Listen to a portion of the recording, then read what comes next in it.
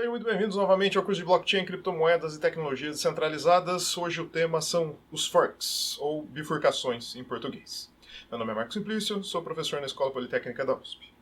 Então, o objetivo aqui é como no Globo Repórter. O que são forks? Como eles vivem? Como se alimentam? Para que eles servem? Quais as consequências de acontecer um fork? E a gente vai falar de dois tipos aqui, que são chamados soft forks e hard forks.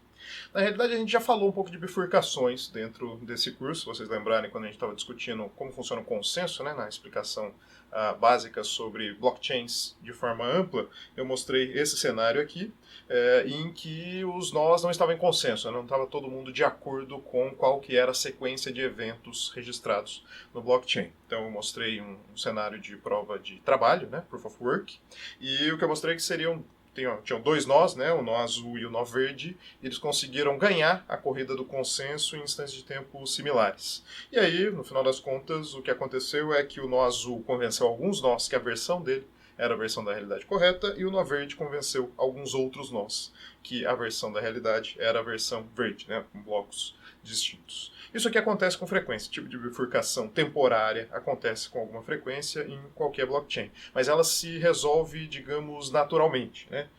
Na prática, à medida que a rede vai entrando em novos consensos, né, tem alguns nós trabalhando em um certo conjunto de blocos, né, numa versão da realidade, e outros nós trabalhando numa outra versão da realidade, em algum momento os nós chegam em um consenso e uma dessas versões é abortada, né? Um dos forks, ele simplesmente morre, porque, enfim, naturalmente todo mundo chega no consenso num bom mecanismo de consenso, né? Proof of Work, isso costuma acontecer com frequência, Proof of Stake, Proof of Authority, certamente isso aqui acontece. Então depende do mecanismo de consenso, mas pode ter aí algumas bifurcações temporárias naturalmente. Não é desse tipo que eu estou interessado em falar nesta aula aqui. A ideia é muito mais falar de bifurcações causadas por mudanças dentro do blockchain. Aí você pode falar, não, mas blockchain não é imutável? Espero que você tenha visto a aula sobre lendas, digamos, de blockchain, sobre imutabilidade, não é exatamente imutabilidade, nada é imutável. As regras de um blockchain podem sim mudar, né? Questão de governança, pode ter necessidades técnicas para você mudar as regras que operam, né, que governam a operação de um blockchain. Então, alguns motivos potenciais estão aqui colocados, questões de desempenho. Você pode querer, por exemplo, aumentar o tamanho máximo do bloco onde vão as transações, né, colocadas dentro do blockchain, os eventos que são registrados. Vou mostrar um caso real, o Bitcoin fez isso dentro da sua história. Você pode querer mudar o mecanismo de consenso, foi o caso do Ethereum em 2022, mudou de prova de trabalho para Proof of Stake, né, prova de o quanto você tem de compromisso com a rede. Questões de segurança podem levar a mudanças também, né? Pode ser uma correção de um bug, pode ter algum algoritmo criptográfico que precisa ser modificado, né? Pensa num cenário de criptografia pós-quântica, né? Existe um computador quântico grande o suficiente capaz de quebrar os algoritmos clássicos de assinatura digital. Se isso acontecer, né? Ainda no momento que esse vídeo está gravado, não se tem uma expectativa disso acontecer tão cedo, né? Os computadores quânticos têm avançado, mas numa velocidade não tão grande assim, mas a ameaça existe, é importante se preocupar com quais algoritmos criptográficos vão ser utilizados no futuro. Nesse momento, né, que a preocupação ficar mais premente, seria necessário trocar os mecanismos de assinatura que são usados hoje, principalmente CDSA e DDSA, na maioria dos algoritmos, para algo pós-quântico. Cristais de lítio, por exemplo, seria uma alternativa. Então, enfim, mudanças por questões de segurança podem levar a forks. A lista de nós da federação, você está pensando num blockchain consorciado, existe um certo conjunto de nós que podem participar do processo de consenso. Você pode querer aumentar ou diminuir o número de nós a algum momento, isso pode levar a uma bifurcação também, né? Duas versões da realidade, alguns nós aceitam a nova lista, outros continuam aceitando a lista antiga. E funcionalidade, você pode querer adicionar uma operação que não era suportada anteriormente no blockchain, pode ter agora, vamos colocar suporte a contratos inteligentes, a tokens não fungíveis, que não tinha antes. Então, esse tipo de coisa pode levar a mudanças. E o que causa bifurcação, né? Por que há uma bifurcação nesse cenário? Porque, bom, a gestão de blockchain ela é distribuída, ela é descentralizada. Não tem uma autoridade que diz como ele tem que funcionar. Então, na prática, alguns nós podem concordar com a mudança e outros não. Quando alguns não concordam com a mudança, o que você tem é uma bifurcação. Algumas pessoas vão operar no cenário antigo, outras vão operar no cenário novo. E aí surgem dois tipos de bifurcações que aparecem na literatura, essas definições, soft fork e hard fork, que tentam capturar alguns conceitos. E, bom, eu não vou tentar cravar aqui exatamente o que é soft e o que é hard fork, até porque as definições que você vê na literatura, boa parte das vezes, o que define-se como soft fork pode virar um hard fork, o que se define como hard fork pode virar um soft fork. Então eu vou falar o que eles tentam capturar, muito mais do que o nome em si. Então, a primeira coisa que essas definições tentam capturar é sobre a retrocompatibilidade da mudança que for feita no blockchain. Então, o que eu quero dizer por retrocompatibilidade? Se os nós que se atualizam, eles conseguem ou não falar com os nós que ainda não estão atualizados. Isso é importante porque eu vou mostrar um cenário aqui onde pode trazer complicações distintas se tiver ou não retrocompatibilidade. Então, vamos supor um cenário, uma mudança que não tem necessariamente retrocompatibilidade. O que vai acontecer? Alguns blocos gerados por nós que ainda não foram atualizados, eles serão aceitos por nós que foram atualizados e outros blocos não, né? Depende do quanto a regra mudou. Suponha, por exemplo, o tamanho do bloco. Vamos reduzir o tamanho do bloco utilizado no blockchain. Alguns nós vão produzir blocos grandes demais para serem aceitos por nós que se atualizaram e aceitam agora só blocos que sejam menores. Vou dar um exemplo claro aqui, mas suponha então que tem três tipos de blocos que podem aparecer na rede. Alguns blocos vão estar na versão 1, né, gerados por nós desatualizados, mas eles são ainda compatíveis com a versão 2. Esses são os bloquinhos azuis. Pode ter bloquinhos vermelhos, que eles são gerados por nós desatualizados. Então, eles estavam compatíveis com a versão 1, mas não são compatíveis mais com a versão 2, né, com a atualização que aconteceu. E aí tem alguns blocos, que são aqueles verde claro, que eles foram gerados por nós já atualizados, e enfim, aí está necessariamente compatível com a versão 2. Vou mostrar um exemplo como isso aconteceria. Então, todos os nós estavam na versão 1, de repente alguns nós vão para a versão 2, outros para a versão 1. Os nós na versão 1 eles estão em azul, os nós na versão 2 eles estão em verde claro, aqui embaixo no slide. Então, teve lá um nó que ainda não foi atualizado e ele gera um bloquinho. E, bom, esse bloquinho está compatível, né, azul, ele está compatível com a versão 2. Tanto os nós já atualizados como os não atualizados aceitam aquele bloco como sendo válido, não teve bifurcação nenhuma aqui na rede. E aí vão entrando novos blocos, né? Então entrou 2 blocos na versão 2, que, enfim, todo mundo aceita, né? Tem compatibilidade com os nós na versão 1. Tem em mente aqui que eu separei que a compatibilidade faz com que nós na versão 2 possam ou não aceitar blocos da versão 1, mas o contrário pode ser verdade também, tá? Os blocos gerados por nós atualizados, eles passam a não ser aceitos por nós que estão desatualizados. É uma outra possibilidade, mas em termos de exemplo dá na mesma, né? O ponto é, alguns nós não aceitam necessariamente as transações de outros nós. O efeito vai ser similar. Então vou com essa versão aqui, em que, na verdade, os blocos antigos deixarão de ser aceitos, né? Gerados por nós, desatualizados, deixam de ser aceitos por alguns nós. Então, fechando parênteses, voltando para o exemplo, o que acontece em um certo momento? Um nó da versão desatualizado ainda, né? Gerou um bloco da versão 1, e, bom, esse bloco ele conflita com as novas regras do sistema. Quando bater isso nos nós que estão atualizados, eles vão olhar, não, isso aqui não vale, é um bloco inválido. E os nós que ainda não se atualizaram, eles aceitam o bloco como sendo um bloco válido. Então o que vai acontecer? Uma bifurcação. Os nós que estão desatualizados, eles podem continuar operando em cima daquele bloquinho vermelho ali, né? Enfim, eles continuam o mecanismo de consenso em cima do bloquinho vermelho. E nenhum nó atualizado vai aceitar alguma coisa construída em cima do bloco vermelho. Ele vai pegar o bloco antes, né, dessa anomalia desse bloco vermelho e vai trabalhar em cima desse. Então a rede acaba gerando uma bifurcação. Alguns nós vão operar em cima da versão que aceita ainda nós desatualizados, os outros nós vão trabalhar em cima de uma versão que não aceita os nós desatualizados, né? O bloco que tem regras que violam a mudança da rede. Todos os nós que foram atualizados, eles vão ficar na cadeia de baixo. E alguns nós que ainda estão desatualizados também podem ficar na cadeia de baixo, né? Afinal de contas, ele pode ter recebido a atualização da cadeia de baixo, né, antes dele enxergar aquele bloquinho vermelho, e, enfim, ver ali a maior cadeia, ele vai ficar com a versão que acompanha os nós atualizados. E a rede continua operando. Vão entrar eventualmente novos nós, novos blocos que são incompatíveis com as regras atuais e vão ser aceitos de novo pelos nós que ainda não estão atualizados, mas eles não vão ser aceitos pela cadeia de baixo.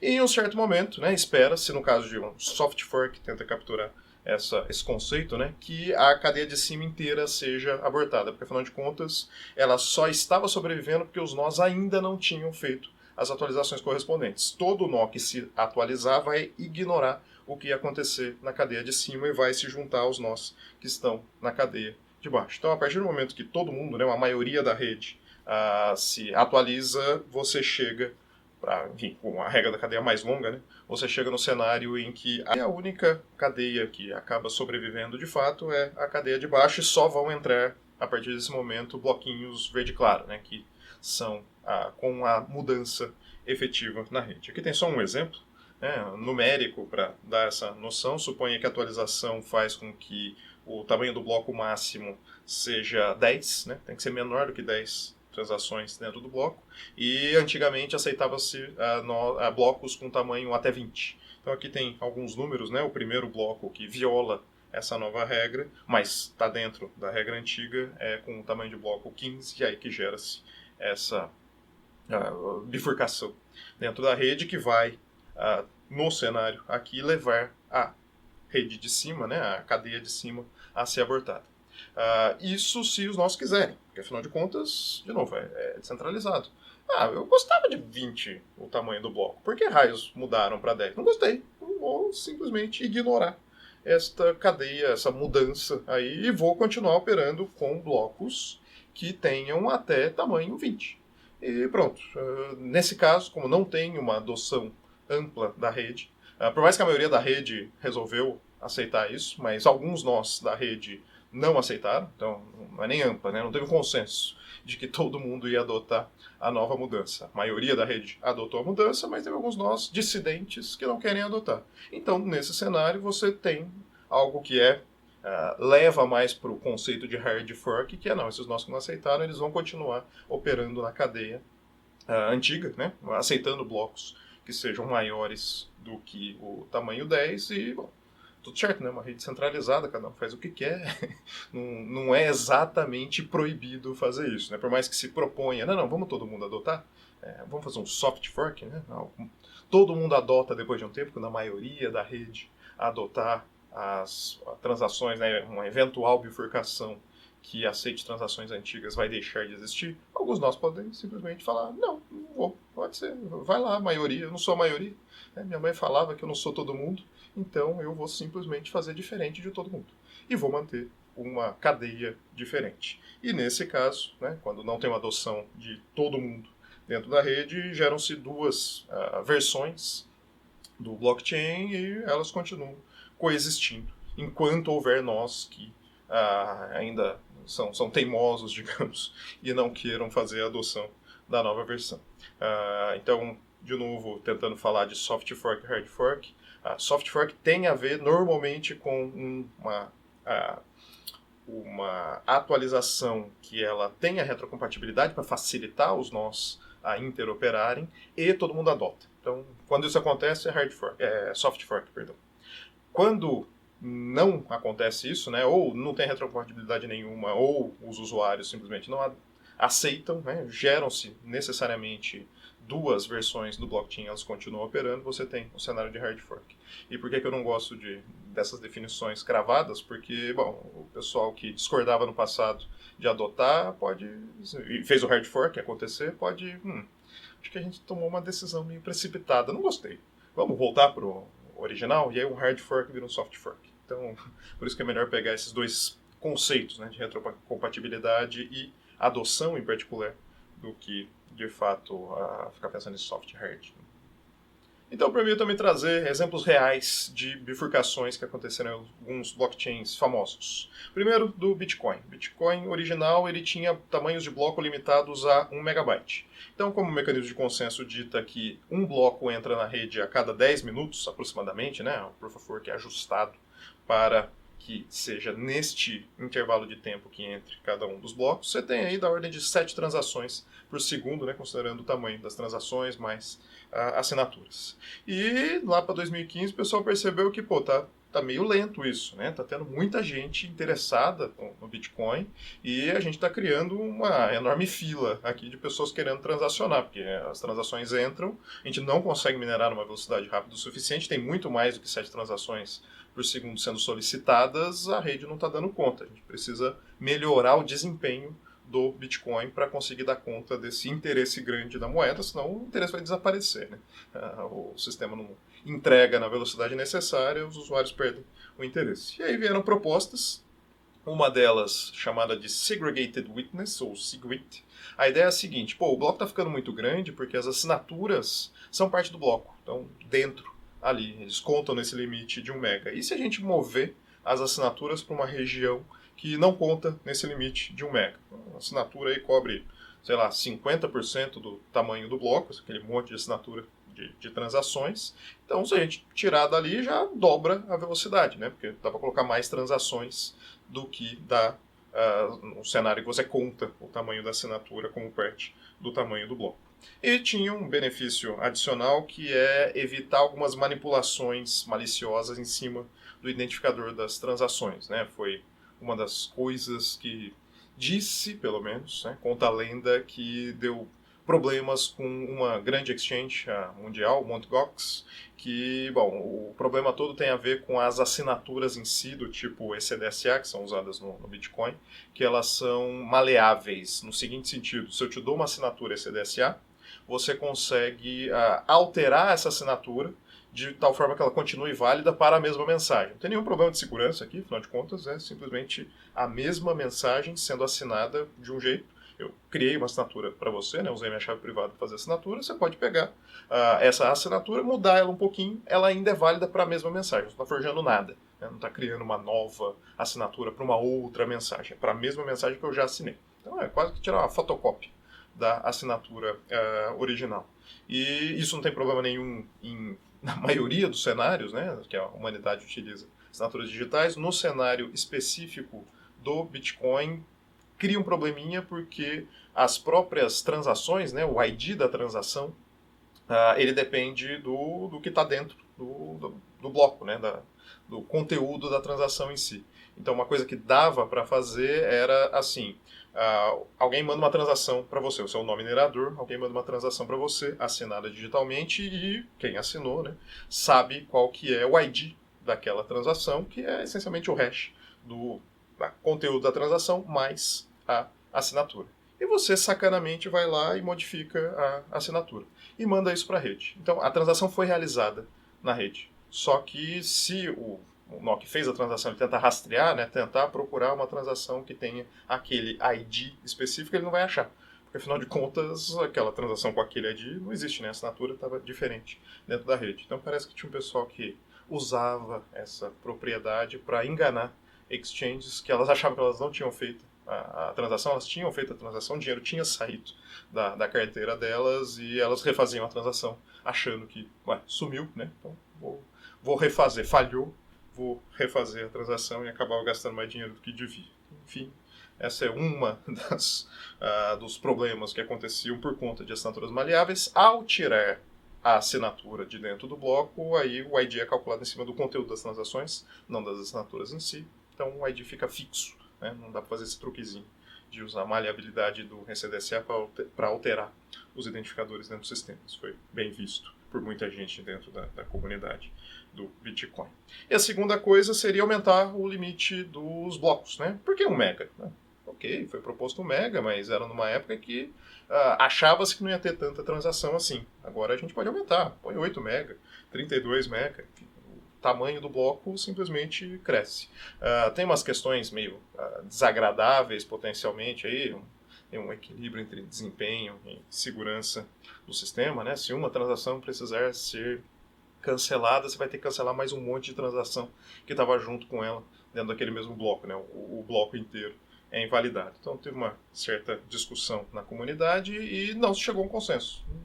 Alguns nós falaram, não, vou continuar com o Mega, o sistema tradicional, outros falaram, não, vamos mudar e vamos adiante. Então o que aconteceu foi um hard fork nesse cenário, com duplicação de moedas, né, como acontece no hard fork. Todas as moedas que aconteciam antes, né, que existiam antes dessa bifurcação, elas existem agora na bifurcação 1 e na bifurcação 2. Então quem tinha dinheiro no cenário anterior, ele pode gastar tanto em um dos forks, né, uma das bifurcações, quanto na outra. Você pode, obviamente, gerar um cenário de gasto duplo, só que é aceito porque o nó, né, uma das redes não vai olhar o que está acontecendo na outra rede. Então não é gasto duplo de verdade, é gasto em uma rede e gasto em outra rede. É exatamente a mesma moeda. Então se propôs aí que o saldo do Bitcoin original ia ser exatamente o mesmo saldo do Bitcoin Cash. Quem tinha Bitcoin dobrou de número, né, de moedas, né? O valor atribuído ao Bitcoin original do Bitcoin Cash é diferente, né? A cotação de cada uma das moedas é diferente, mas esse foi o resultado final num cenário real. O segundo cenário real interessante de discutir é o Ethereum, né, que teve o famosíssimo incidente DAO. O que é um DAO? É uma Decentralized Autonomous Organization, organização autônoma descentralizada. É essencialmente o que foi construído à época aqui, em 2016, é um cenário de crowdfunding sobre blockchain. Né? Crowdfunding, não sei se todo mundo sabe, é simplesmente pessoas que investem em conjunto numa certa empresa, numa certa ideia, sem precisar passar por uma instituição financeira. Então, são usuários que colocam dinheiro em cima de uma ideia. Né? Alguém faz uma proposta e usuários colocam dinheiro para financiar essa proposta, no caso, dentro do Ethereum. Então tinha um contrato inteligente que ia fazer toda essa gestão dessa DAO. Os usuários interessados, eles compravam tokens desse DAO e eles podiam votar, né, em como o dinheiro que estava alocado nesse fundo, nesse contrato inteligente, seria investido nos diferentes projetos e recebiam um lucro, né, pelo resultado que esse projeto desse para o sistema. E os lucros, então, eram divididos entre todo mundo. Depois do lançamento, fez bastante sucesso, né, foi a primeira, essa ideia de descentralização econômica. Depois do lançamento, aí, conseguiu angariar da ordem de 150 milhões de dólares em Ethers, né? Teve um sucesso bastante grande, mas o contrato tinha um bug. E aí o resultado, eu tô rindo porque eu não tinha dinheiro nesse contrato, né? Senão eu estaria chorando. O resultado disso foi que 1/3, né? 50 milhões de dólares foram simplesmente roubados da carteira. E aí criou-se uma discussão forte dentro da comunidade. Pô, o que a gente faz com esse monte de dinheiro que foi roubado? Não dá para pedir para o banco desfazer, né? Porque não tem banco. Então nós, como comunidade descentralizada, temos que decidir uma ação que poderia ser tomada. Uma das discussões que não durou muito tempo foi, bom, simplesmente não vamos aceitar o dinheiro roubado. Essas moedas aí a gente coloca como dinheiro sujo, ninguém aceita essas moedas. E não foi muito para frente, até porque o ladrão, ele entrou em contato com a comunidade e falou, isso não vai funcionar, eu vou subornar vários nós para aceitar as minhas moedas, eu tenho dinheiro suficiente, não sei se vocês notaram quanto eu roubei da rede, enfim, teve várias discussões nesse sentido, então não foi para frente fazer esse soft fork, digamos, em que as pessoas simplesmente param de aceitar o dinheiro deste larápio em si. Uma segunda opção, que essa foi discutida de verdade, bom, não é imutável? Então, perdemos, né? Simplesmente deixa por isso mesmo, o blockchain vai continuar operando sem absolutamente nenhuma mudança. O dinheiro foi roubado, o ladrão se deu bem e vamos em frente, vida que segue. E a terceira proposta é, vamos desfazer, né? Não tem dessa não tem o banco para desfazer, a gente desfaz. Fazemos uma votação aqui e todas as transações que aconteceram do momento do roubo para frente, a gente desfaz, simplesmente, né? A gente reseta o blockchain, volta, né, o blockchain no ponto antes de ter acontecido esse incidente. E aí todos os fundos, né, que foram transacionados a partir daquele momento, eles seriam transferidos para um novo contrato para os investidores conseguirem fazer o saque correspondente, né, para essencialmente anular a existência do contrato com o bug correspondente. Aí foi feita uma votação dentro da comunidade, uma votação censitária, e teve 87% dos votos a favor, ou seja, 87% dos votantes decidiram que iam fazer a mudança do blockchain, né? Esquece a imutabilidade. 13% votaram contra, e, bom, a grande maioria da rede, né? A grande participação levou, então, boa parte das pessoas a decidirem pela mudança. Mas é legal ver a estatística do que aconteceu, porque, na verdade, a participação foi de 5,5% da rede, quem votou de fato. O resto não estava ligando muito, né? Talvez nem soubessem do que estava acontecendo dentro da rede. Pessoas mais engajadas que ficaram sabendo que podiam votar, eventualmente. E desses 5,5% de participação, um quarto veio de um único endereço. Então, 25% desses 5,5% meio que decidiu, né? Então, só tomem cuidado com essa ideia de, não, é descentralizado, ninguém controla. Bom, mas não necessariamente todo mundo se engaja, e tem pessoas com maior controle potencialmente do que outras dentro da rede, né? São pessoas que têm interesse na rede, né? Têm stake na rede, que vão tomar decisões, mas enfim, é mais um recado interessante de que não necessariamente por estar dentro do blockchain é extremamente descentralizado.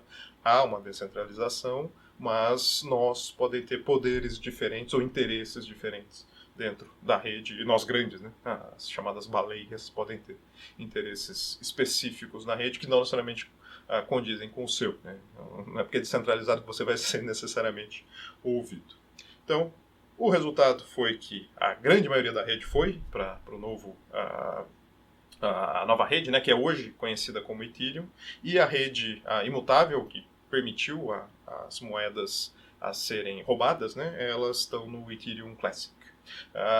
Enfim, por que alguém não gostaria de sacanear o bandido? Então, parênteses importante. Simples, muitas transações que foram feitas depois do incidente eram transações legítimas de, por exemplo, uma compra de alguma coisa, né? O usuário entregou o produto em troca dos Ethers correspondentes. Quando fez o reset, ele perdeu as moedas correspondentes à transação específica, né? Então, o usuário legítimo, honesto, teria que refazer o envio dos Ethers, né, correspondentes àquele cara que entregou o produto já. É por isso que é complicado fazer uma operação de desfazer como foi feito dentro do Ethereum, né? Muita gente vai gostar desse tipo de coisa, perde-se a confiança potencialmente na rede. Isso acontece com frequência em particular. Mas enfim, a maioria da rede topou, aconteceu, foram em frente. Então é isso que eu queria mostrar para vocês, bifurcações, como elas funcionam, por que elas acontecem na prática, e alguns exemplos interessantes de bifurcações que aconteceram na prática, né? Hard forks, no caso, os dois que geraram duas versões distintas, tanto do Bitcoin quanto do Ethereum. Tem outros, tá? Que foi só exemplos. O próprio Bitcoin teve mais bifurcações do que essa existe. Hoje há algumas bifurcações adicionais, mas essas aqui são algumas de interesse suficiente para entrar no tempo da aula. É isso por hoje, nos vemos na próxima aula. Até mais.